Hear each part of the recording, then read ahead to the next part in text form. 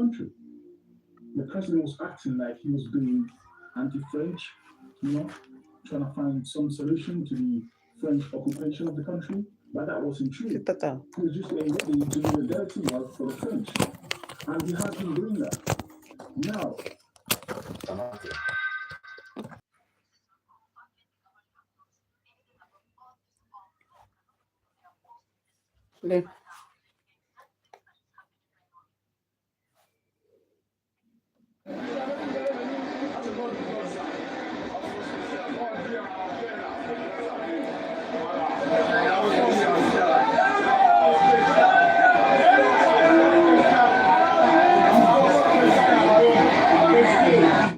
it appears that there's an actual coup in Ivory Coast. The puppet of France and America, the very, very puppet that was chosen by Michael Langley to bring down Burkina Faso's president, Ibrahim Traoré.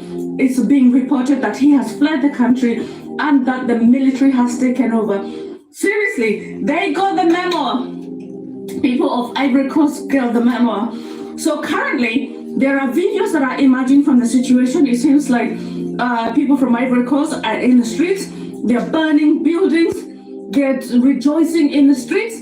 They don't want the Western puppet there, the guy that was assigned to actually unalive Ibrahim Traoré is gone. He's in hiding. You got the memo, people of Ivory Coast. Let's do this, man. Let's do this.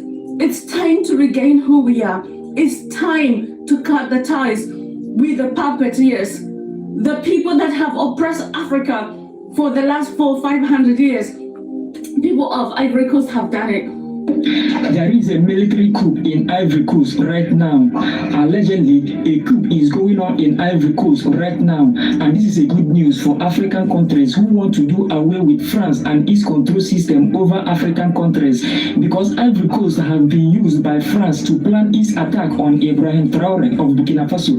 There is some protest now in Ivory Coast. As the information leaked out, their internet was cut off. There is an internet coup in Ivory Coast and there is no internet right now. Their internet have been switched off in Ivory Coast. This alleged internet coup by the military who are now taking over the government. We actually do not know how true it is, but we are hoping that it is true. You know, the president of Ivory Coast, Alassane Ouattara, have been a threat to Ibrahim Traoré. He is helping France to take down Ibrahim Traoré. Now he is being ousted out of Ivory Coast. African countries are now rising against France and other African leaders who oppose this movement.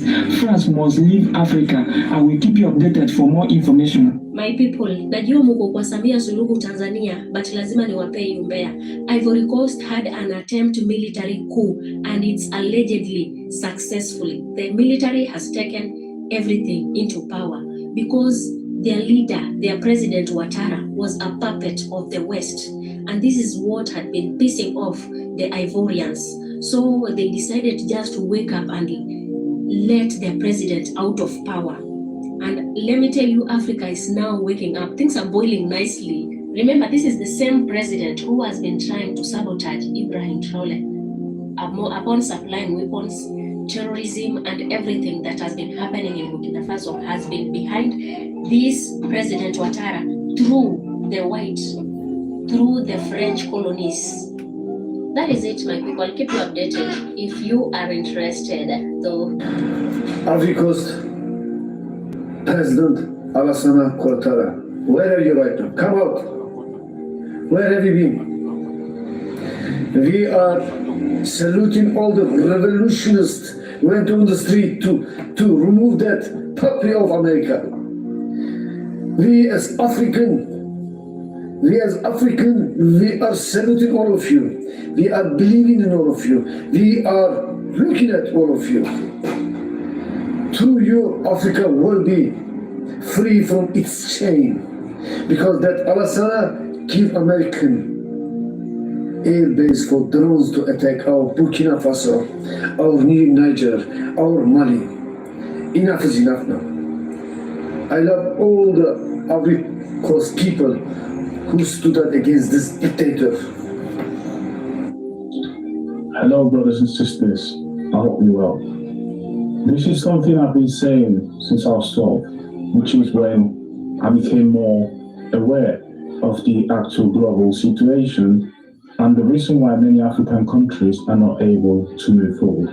Since then, I lost complete hope in the United Nations, in the World Bank, International Monetary Fund, and all these international institutions that were created after the Second World War, or even before, by Western nations, which do not have the intent to support African countries in their development. So if there is someone to blame for the underdevelopment of African countries and the fact that they are kept in the state in which they are at the moment, it's just Europe.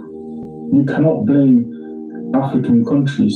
You cannot blame African presidents like many brothers and sisters like to do. That's exactly what they want you to do. They want you to blame the one you see, the one you think is taking or is making decisions in the country, the corrupt leader. But behind the corrupt leader, just like in Chile, you have Pinochet, and you have Margaret Thatcher in the UK supporting this guy. You have Reagan in the USA supporting this guy. He was a dictator. He mass analyzed thousands of people in Chile, okay? And when you look at African countries, you have Burkina Faso today, a country that has been under attack by terrorist groups every single day, analyzing hundreds, if not thousands, of civilians, innocent civilians, forcing them to fight against the government. Then we found out that many of these terrorists, they are crossing the border from a neighboring country. One of these neighboring countries is actually Ivory Coast. So something is going on in Ivory Coast today. The internet has gone completely down. We're receiving videos, short videos of people running around. We can hear gunshots. And we've seen the special forces taking control over some government buildings. It seems like there is a coup d'etat going on in the country. Ivory Coast have been one of the countries that have been criticizing Burkina Faso for a long time. They've been criticizing Mali, Niger, all these countries that decided to get rid of the corrupt leaders through a military coup, which is something that I personally do not support. But if it's the only way, it's the only way. So now it seems like his people from Ivory Coast, they have learned this formula. The way in which you get rid of a corrupt government that all is doing is the work of the West. I saw videos on Telegram of these motorbikes from these jihadists that they have been left at the border. They basically capture trucks full of oil, petrol, to fill these motorbikes that the jihadists use to launch striking lightning attacks in different villages against the army, against innocent civilians. So now we have this going on in Ivory Coast, a very, very important country. Important because it's one of the most and key important countries for France at this point. Ivory Coast has access to the sea. Now, if France uses this country as a friendly country, remember, like last year, they removed the French troops from the country. The president was acting like he was being anti-French, trying to find some solution to the French occupation of the country, but that wasn't true. He was just getting ready to do the dirty work for the French. And he has been doing that. Now, people have been saying that he was the one actually supporting all these terrorist groups that have been launching attacks in countries like Burkina Faso.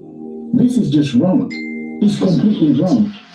And obviously, as Africans, when you see that your leader is behaving in this way, supporting terrorism in other countries, people terrorizing the local population, unaliving them by the thousands, in the worst way it's possible, you have to take action. Same thing in Rwanda. Although the people in Rwanda, they're not politically aware as the people in Ivory Coast are. The people in Rwanda, they're too comfortable living under Paul Kagame.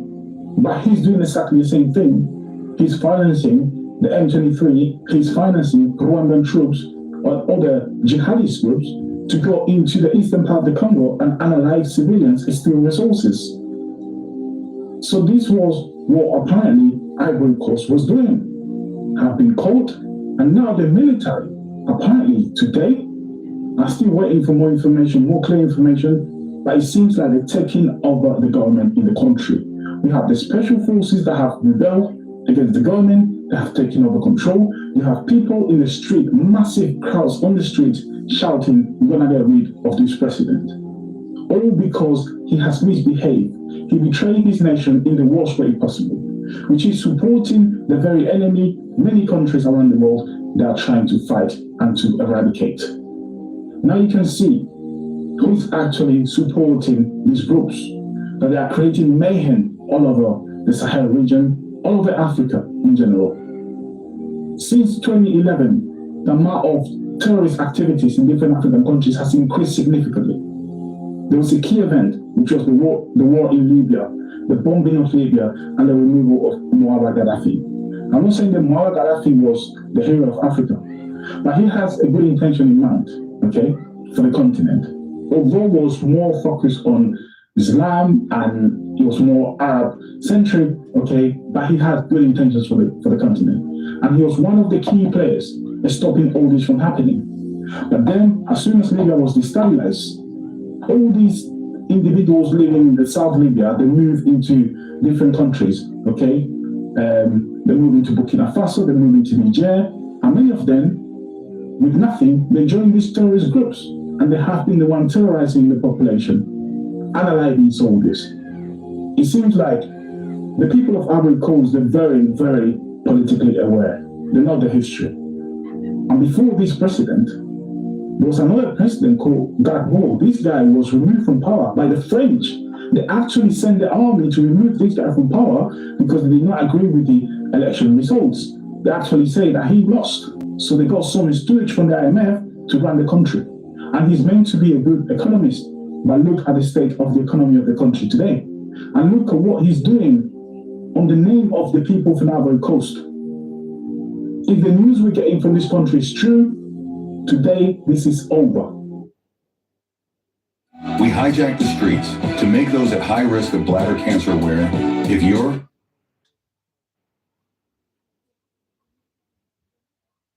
it's over for him and hopefully for the neighboring countries that have been suffering under the financing of these terrorist groups that have been terrorizing African countries.